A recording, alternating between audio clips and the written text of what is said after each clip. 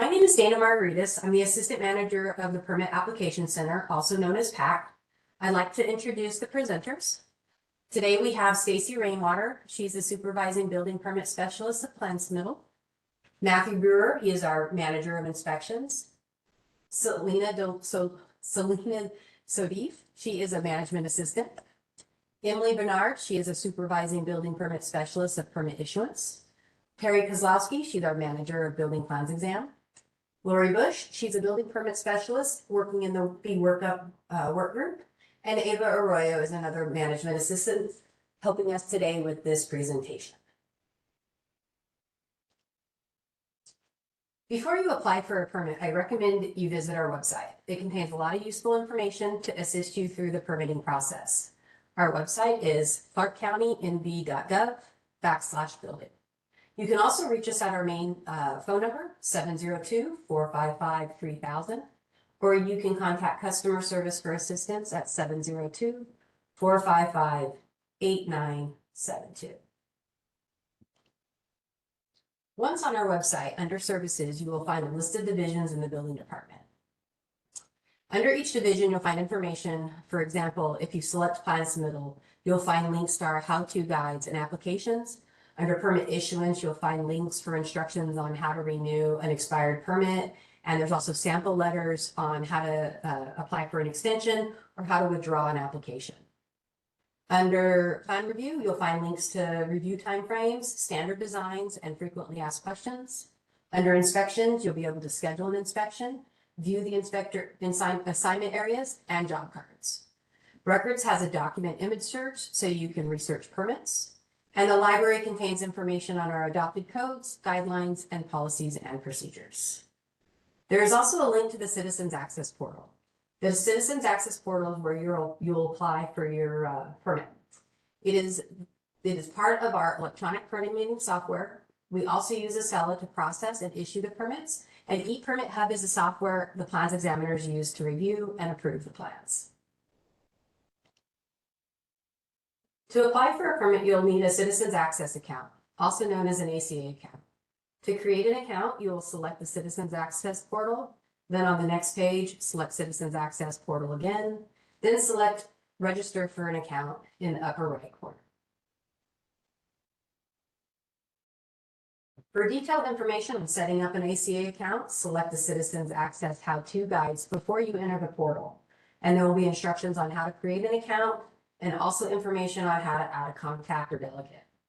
We suggest companies set up a general ACA account to apply for permits. This way, if an employee is out of the office or leaves the company, you still have access to the account and the permit information. So we're going to go over contractors, and I'd like to introduce Emily. Thank you, Dana. As she just stated, all customers must have a Citizen Access account. Permits issued as owner builders may skip this step, but all contractors must have the Citizen Access account, and they need to ensure that their contractor's license is linked to that account. So we're going to go through a few steps here on how to make that happen. Step 1, start by making sure you're logged into your Citizen Access account. Click Account Management in the upper right-hand corner of the screen. This will bring up the screen that shows the license information, and it shows Add a License. Step 2, under the license information, search for your Nevada license by entering your Nevada license number. Be sure to include the 2 leading zeros before your license number. If the zeros are omitted, the system will not locate the license. Then click Find License. Step 3, select Connect and then click OK to submit the request. Step 4, the license status will display pending. Approval typically takes 2 to 6 hours during normal business hours and may take longer if our office is closed. And the final step is once approved, the status will change from pending to approved.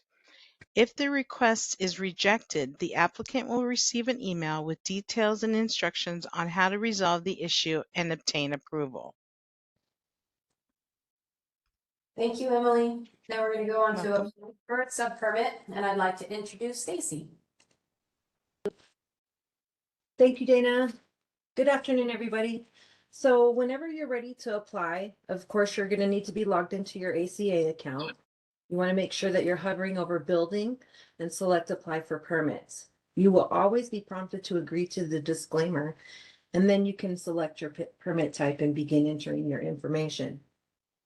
It's not shown here, but I just wanted to mention that if you don't have a contractor's license associated with your account, you're also going to have to answer yes to the owner builder question in order to continue your application.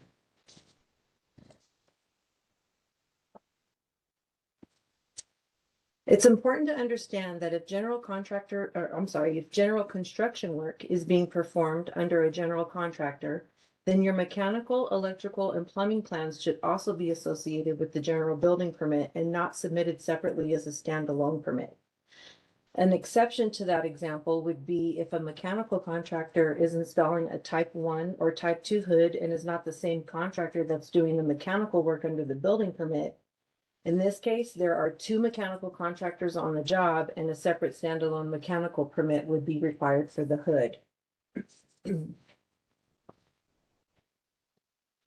So here is the subpermit application form that you'll need to complete and upload whenever you're applying.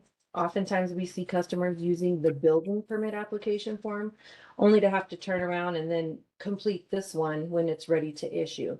So if you're not sure what form you need, or if you have any trouble finding it, just reach out to us and we'll be sure to get you the correct form. So there's at least probably a few of you that have already applied for a building permit before, and you may have gotten an additional information request or an email prompting you to pay a plan review fee prior to acceptance. Well, the standalone permit applications bypass the plan submittal work group altogether, and they go directly into plan review. So if you aren't quite sure about something, we just ask that you contact us first, and we can either steer you in the right direction or confirm that you're in the, going down the right road. You want to be sure to answer all the questions completely and read all help language that's provided. And then you're also going to want to attach all of your required plans and documents to avoid an automatic correction letter for something like an incomplete submittal, or even just close voiding the record due to incorrect permit type. This example here shows you some of that help language that's going to be that you'll have to answer yes or no to. The red asterisk indicates that it's a required field, so you won't be able to move forward unless you answer those questions correctly. And I believe that might be it, but if you have any plan submittal questions, feel free to reach out to us. There's somebody always monitoring that email address, so we're pretty good at responding. And that's it for plan submittal. Thank you, Stacy. Now we're going to move on to standalone electrical permits, and let me introduce you to Carrie. Hello. So standalone electrical permits can include EV chargers, EV plugs, temporary power, site lighting, generators, battery storage systems. If your EV charger is a wall-mounted piece of equipment, then you would apply for a commercial electrical permit. If your EV charger is a standalone charger, then you would need to apply for a building miscellaneous structure. Chargers will require the manufacturer's specifications and a foundation design. If your EV charger exceeds 6 foot 6 inches in height, then you're going to need to provide us with structural calculations. EV plugs for residential would be submitted as a residential electrical permit, and we would need a floor plan showing the location of the EV plug and the wire size and type, along with the circuit information, breaker size for the panel, and the location of the panel. Next. Battery storage systems require a separate permit. They are governed by the International Residential Code and the International Fire Code. Systems that exceed the threshold limit in the International Fire Code Table 1206.2 will require a fire protection permit prior to final inspection. Ventilation may be required based on the type of charger and batteries that are installed for your piece of equipment.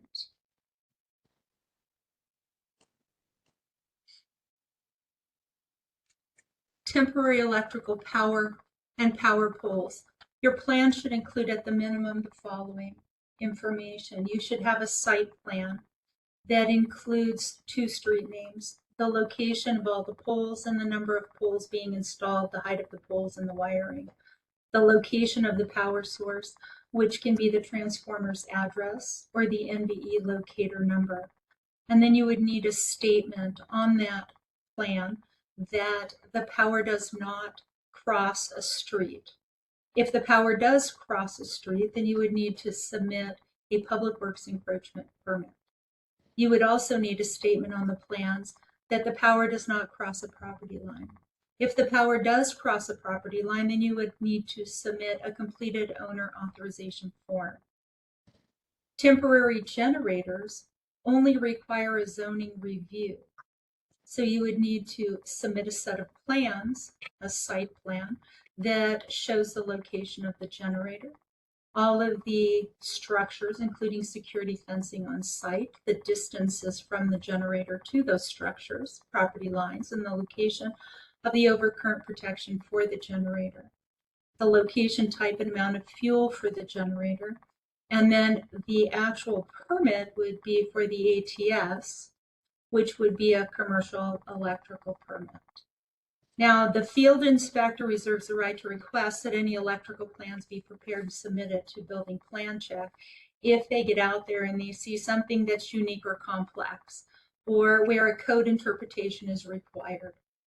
Also, any installations where the source power exceeds 800 amps or 600 volts, or if the generator of any size is within a classified location defined in Article 500 of the NEC, then we would require those plans to be prepared and stamped by a Nevada licensed electrical engineer.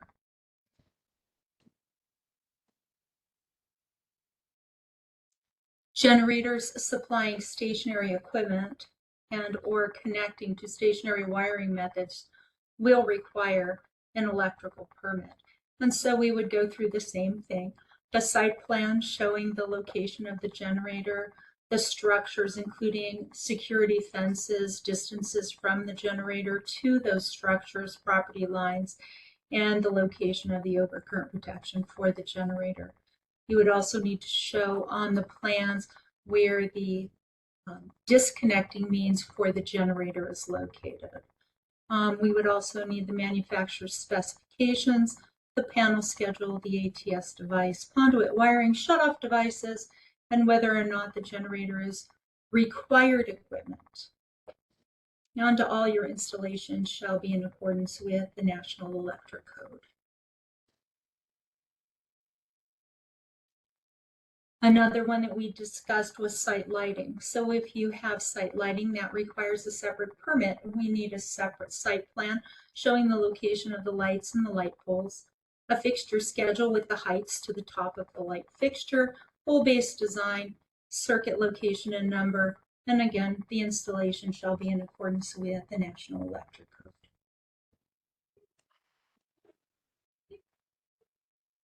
Okay, standalone plumbing permits. So standalone plumbing permits can include grease interceptors, on-site sewer and water, repairs of water and sewer lines, gas lines to barbecues, fire pits, fire features. Every single one of these would require at least a site plan or a floor plan showing where this piece of equipment is located and how you're getting to it. So when it comes to gas lines to the barbecues, you're going to also show us where your meter location is, what the table out of the Uniform Plumbing Code is that you used for gas sizing, and the type and material of the gas pipes being installed. Grease interceptors require a permit when they are located outside of the footprint of the building.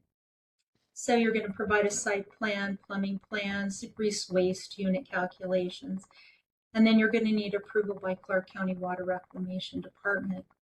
If the grease interceptor is part of a tenant improvement or a shell building, you can include the plans with the shell or the tenant improvement, and then we can share the plans with that when you apply for your permit.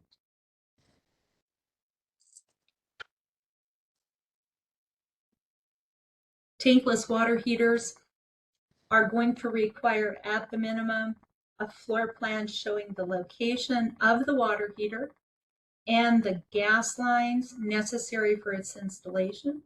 You would also need to provide us with the front cover of the manufacturer's specifications or installation manual that matches the equipment being installed. All of your hot water lines are required to be insulated. Standalone mechanical permits. So even though we have several different types of standalone mechanical permits, the one that I'm going to talk about is going to be the walk-in coolers and freezers. So when it comes to walk-in coolers and freezers, they can be included on your tenant improvement permits, or they can be submitted separately. If being submitted separately, you have to provide the following information: a floor plan for the entire tenant space, indicating the location of the walk-in cooler and freezer. We need that information to be fully dimensioned. The cut sheets for the manufacturer's installations instructions, the location, support, and or attachment details for the condenser, the attachment method for the evaporator, condensate routing size and discharge location, location of any electrical penetrations, electrical load calculations, refrigerated rooms, storage areas, industrial occupancies are going to need to conform to the adopted Uniform Mechanical Code, the Building Code, and the International Energy Conservation Code. So when required, a refrigeration machinery room must also conform to the minimum requirements of those codes. Standalone solar permits.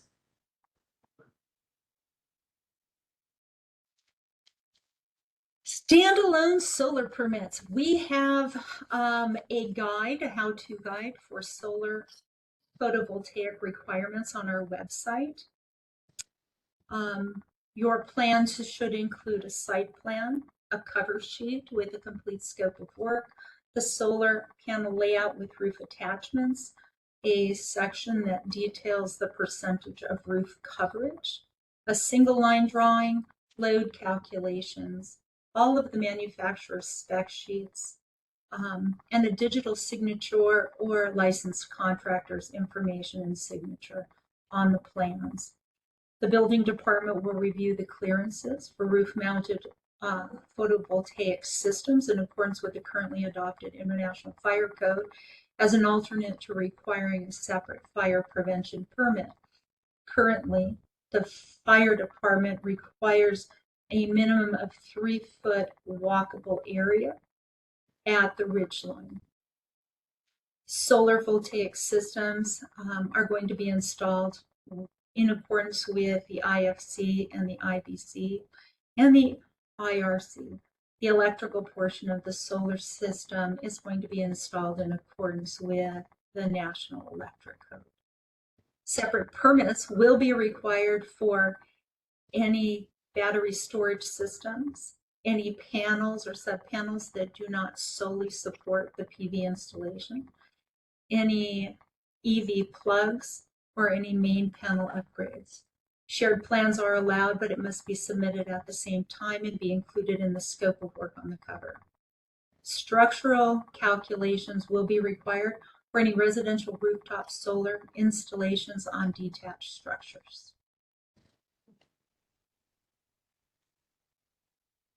And if you have any questions, you can reach us at buildingservices@clarkcountynv.gov or give us a call at 702-455-8011.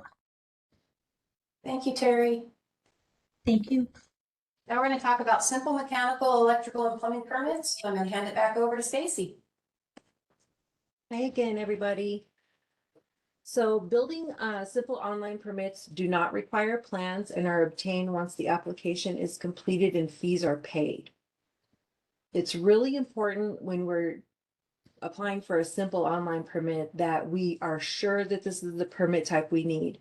Because similar to standalones, these permit types are not reviewed by plan submittal and they are not reviewed by plans exam either. They're issued as soon as the fees are paid. So I'm sure if any of you are aware, the refund process takes quite a while. So I'd rather you guys reach out to me first or somebody in submittal, make sure you're applying for the right permit type rather than having to go through that whole refund process.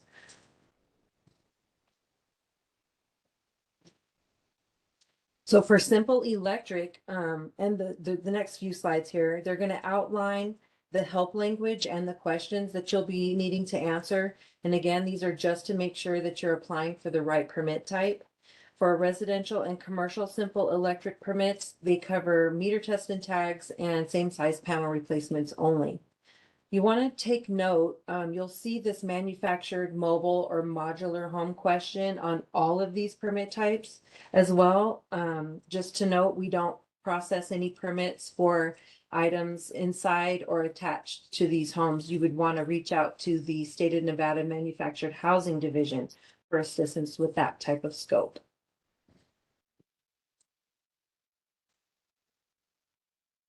And similar for mechanical, each permit will only require what's listed or will only cover what's listed here. So one single furnace, one single AC or heat pump, etc. You'll also notice in red, these questions need to be answered as yes, because if it says, if you answer no, it'll tell you, okay, this isn't the right permit type you need, and you'll need either a standalone permit or a building permit. And again, you can always reach out to Plan Submittal and we'll try to guide you through that. And then, same thing for plumbing, right? So it's good for one single item that's shown in your drop down. Anything outside of that scope, you wouldn't qualify for the simple permit and you would need to have plan review. So again, we're here to help you. If you're not sure what you need, reach on out to us. So once you've made your way through the application process, oh, I'm sorry, next slide. There we go. So once you've made your way through the application process, you'll be taken directly to the fee screen. And this is where you're going to check out, pay your fees, and then a receipt and a PDF of your permit will be emailed to the applicant. And I believe that might be it for plan submittal. But again, you guys, although these permits don't come through our department, we're here to help you with all your application needs. So feel free to reach out and we'll do our best to address it. Okay, thank you. Thank you, Stacy. And now we're going to discuss solar field review permits. So solar field review permits bypass plan submittal and plan review. The plans for the field review solar will be reviewed by your inspector on site. If you meet the requirements of the field solar review, you will select the residential rooftop solar field review application type from the drop-down menu in the Citizens Access portal. You'll be prompted to answer questions to determine if the project is eligible for the field review. If the questions are answered correctly, you will be allowed to continue with the application. You will also have an opportunity to schedule your inspection during this process. After you select continue, you'll then be prompted to pay the permit fees, and you will be emailed the receipt and a PDF of the issued permit. Now we're going to go over plan coordination for those permits that do go through plan review. And here's Emily. Thank you, Dana. Once all the departments have reviewed and approved your plans, a permit is forwarded to our plan coordination team. At this point, any required conditions for prior to permit issuance are added. The following are examples of the types of conditions that may be applied depending on your project. So we have sewer, water, inspection agreements, owner builder affidavits, sub-permit application forms. If you have any questions, you can please reach out to our permit issue team at the e-plan issuance at clarkcountynv.gov. Thank you, Emily. Mm-hmm. And now we're going to go over fee workup, and I'd like to introduce you to Lori. Good afternoon, everyone. Fee workup group gets the permits once all of the other plan review has been completed and plan coordination. The fee workup team, we assess the fees, and these fees are always based on project valuation. The complete definition of the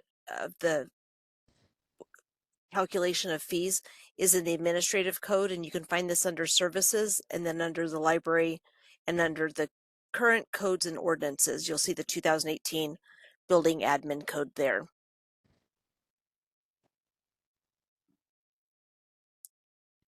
Also, with fees being calculated by the total valuation, you can see about what the fees are going to be by using our fee calculator online.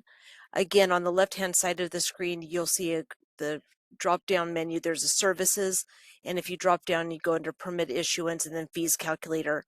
On the next page, it'll say fee calculator. You can click there. If the permit is for a new building or an addition, development impact fees may be assessed, and those are going to be on different permits than these today that we're talking about. Also, when we receive the permits from plan coordination, part of the responsibility is we want to make sure that there's a complete package that's sent out to the customers with all of the approval stamps for the field, so that there's no issues with the inspection. So while we're doing the fee workup and going through the plans, if we see any approval stamps missing from the plans, we do what we call as a restamp procedure, where we can send it back to the plans examiner, hopefully for a quick restamp of those plans, so that when you pay for your permit and get them, there won't be any problems out in the field with your inspector not seeing a stamped plan. So if you see this on in the portal, it's usually just a quick back and forth with a plans exam, so we can get that out to you quicker. Once the fees are calculated, the permit issuance workflow is completed, and this moves the permit from pending fee workup to ready to issue status. And the contact person on the permit, they're sent 2 emails. The first one has an attachment, and this has the invoice of the permit calculated fees and the total fees due. And the second email gives all of the and that attachment will list all of the conditions that need to be met prior to issuance. If you have any questions, please feel free to reach out to us. We have a new email address here for our permit fees. It's ccbdpermitfees@clarkcountynv.gov. Thank you. Thank you, Lori. And now we're going to discuss permit issue, and I'm going to hand it back over to Emily. Thank you, Dana. So please keep in mind that all prior to permit issuance conditions must be met before our system will allow payment to be made. You can also visit our website to view a complete list of conditions of approval under the permit issuance tab under conditions of approval. Next. Once all the conditions have been met, only the designated contact may submit payment online. After payment is processed, the customer will receive an email with copies of their receipt and their permit.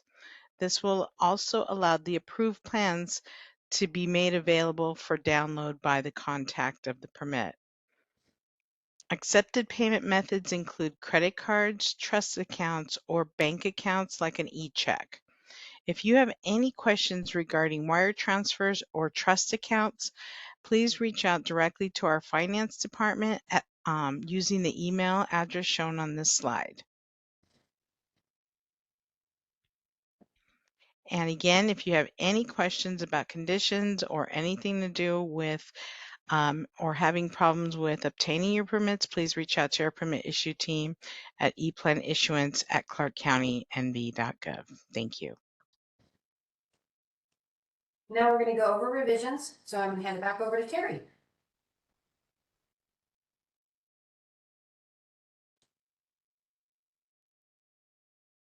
Terry, are you there? Yes, I did not unmute myself. Changes can be made after the permit is issued. These are submitted as revisions.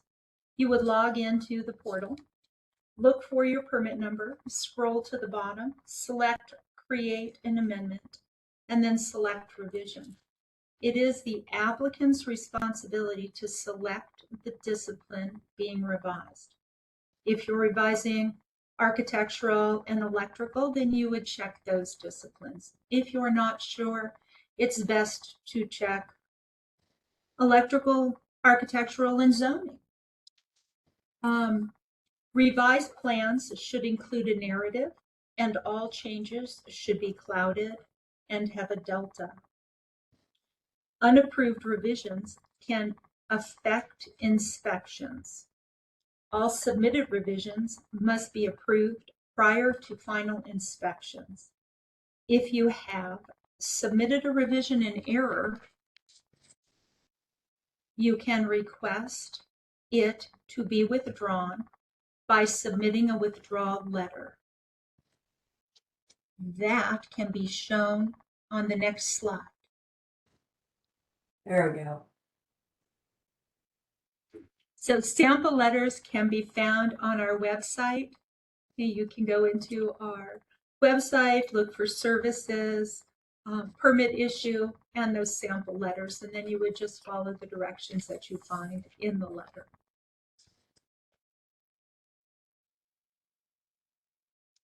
And that is all for revisions. Thank you, Terry. And now we're going to go over inspections, and I'm going to introduce Matt. Hi, good afternoon. So inspections are conducted to ensure conformance with the approved plans and the locally adopted codes. Stages of inspections for mechanical, electrical, and plumbing usually include underground inspections, the rough inspections, which are prior to framing, and then the final inspections, which are going to be performed when everything's complete and to close out the permit. You want to make sure that even on the standalone permits that you always schedule a final inspection to close out the permit. For easy process with inspections, oh, we weren't done Sorry with that about one. that, Matt. I got a little quick Yeah. copy. Have an approved set of plans and the permit on site. And then when you schedule the inspection, provide any inspection notes like the contact information or gate codes in that inspection request. And then fill out the contact name and number so that we can get a hold of those contacts and coordinate those inspections. And if we have questions, we can reach out to them. Okay, next slide now. There we go. Yeah. Okay, so for the PV system field plan review, this procedure is to accommodate the simple types of systems so that the inspector will perform the plan review and the inspection at the same time. When they get more complicated or they don't fit into the PV guideline parameters, then they should be submitted as a plan review. But if it qualifies, then the inspection and plan review will occur at the same time. The plans and the installation must match exactly, though. So in this type of scenario, you can't do a revision. So, you know, if your plans say 5 panels and you're installing 6, then you need to basically submit a new set of plans and then make everything match so that when we inspect and complete that step, you won't have any NV energy issues. So just be aware. You can't revise those plans. They have to match it. You know, you have to make those plans match at the beginning. Okay, next slide, please. So in order for a PV system to be considered eligible for a field plan review, then the following has to apply. It has to be a single family residence. We don't Gosh, Matt, I apologize. all over. But we don't allow you to do multifamily because we don't. Some of those systems could be crossing property lines or other kinds of boundary issues on a roof. So it has to be single family standalone. You have to be a licensed contractor. You can't do an owner builder build review. All the components that you're using have to be listed. You know, utility interactive inverters, all the combiner boxes, and all this, the PV modules have to be identified for use in PV systems. The PV array can only be composed of 4 series strings, and the AC interconnection point on the load side of the service disconnecting means, so basically you're landing on a 240 volt 2-pole breaker on the load side bus, and you can't use any taps. I know that's becoming more and more prevalent in the industry, but those systems are not ones that we're reviewing in the field. So submit those as plan review, a regular plan submittal with for a permit application. So yeah, if none of those, if something doesn't apply in those conditions, then yeah, you're going to do a regular plan submittal. And like it was mentioned before when Terry was going through, separate permits are going to be required for service change outs or upgrades that will be performed in conjunction with the solar installation.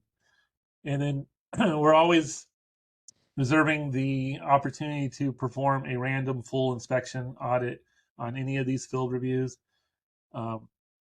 The site representative must be on site. We require a ladder to be set up, and all the required components to be opened up by the contractor. The inspector will call the job representative at the start of the shift to coordinate these meetings and let you know that you're a lucky recipient of a full audit. Okay, next slide, please. So the structural requirements, you have two paths. The first one being engineer stamp calculations provided for the mounting system. If you have that, then no further review is required. Or option two, you can do the prescriptive provisions in the plans, exam, policy, and procedure. And those are listed there. Again, they have to be roof mounted. The system cannot weigh more than 4 PSF. The panels have to be mounted parallel to the roof plane. They have to be within 24 inches of the roof below. And the maximum spacing of the connection points to the roof shall not exceed 48 inches. And the PV system support shall be anchored to solid roof rafters, trusses, or solid blocking with a minimum of 5/16 inch diameter lag screws embedded at least 2.5 inches. Okay, next slide, please. General requirements: if you're not subject to the full audit, then ladders are not required. The service panel, dead front, and inverter panels are not required to be left open for inspections, unless there's a change out occurring. Then, in that case, a panel needs to be inspected, and the dead front shall be opened. And then there's supposed to be a site plan showing the location of all the PV system components. And the rooftop mounted modules shall be installed in compliance with the layout requirements specified in the latest adopted edition of the IFC. They lay out the specifications for access to the roof for fire suppression activities. Okay, next slide, please. So generally, to schedule a field inspection, you would go to your citizen access portal, hover over the building tab, and then select schedule an inspection. Or on our website, you can select services and then select inspections. And then on the next page, you'll schedule an inspection, and you can select which inspection type you'd like. It will prompt you to enter the permit number, and the next page will list the possible inspection types you can schedule. Now, sometimes you're going to see something that says optional. That's kind of a limitation in our system. Optional doesn't really mean optional. It just means that maybe not every type of project has that type of inspection, but if you do have that type of inspection, you should schedule it. So for instance, you know you're installing some underground conductors and underground electrical says optional.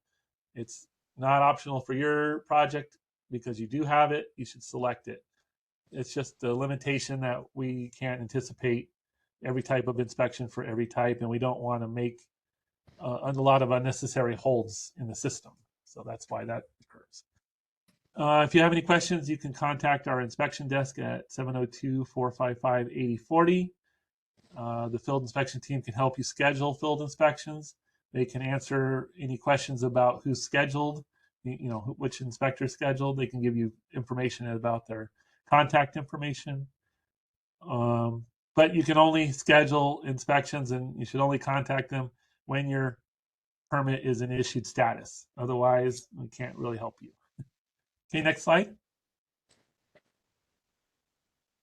Again, I kind of went over this. If you need to get your information for your inspector, you can either go through the portal and select the inspection and see who's scheduled, or you can, and then once you know who the inspector's name is, you can go to the assignment areas and contact information tab on our website and get the number there, or call the field inspection desk at 702-455-8040 for those kinds of questions.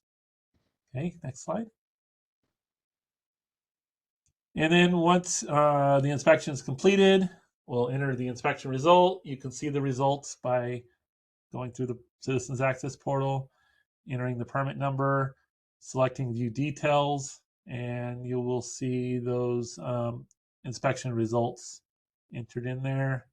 The results are also emailed to the contact listed in the as on the applicant contact listed in there.